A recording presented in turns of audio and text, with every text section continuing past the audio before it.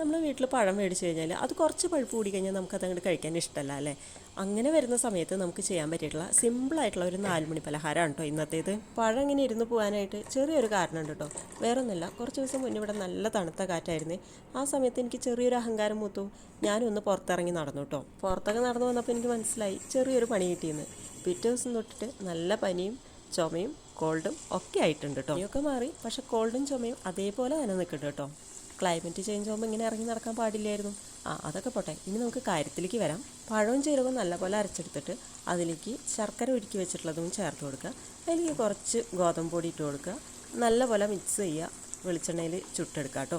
അപ്പോൾ അത്രേ ഉള്ളൂ, സംഭവമൊക്കെ റെഡിയായി. അടിപൊളി ടേസ്റ്റാണ്. നല്ലൊരു 4 മണി പലഹാരം കൂടിയാണ് കേട്ടോ. കുട്ടികൾക്കും വലിയവർക്കും എല്ലാവർക്കും ഇഷ്ടപ്പെടുന്ന ഒരു സ്നാക്ക് ഐറ്റം. അങ്ങനെ ഞാൻ ടേസ്റ്റൊക്കെ ചെയ്ത് ലവ്ലി എന്ന് പറയാൻ നിൽക്കുമ്പോൾ ദേ വരുന്ന ഒരാൾ. എന്നാൽ പിന്നെ അവൾ തന്നെ പറയട്ടെ.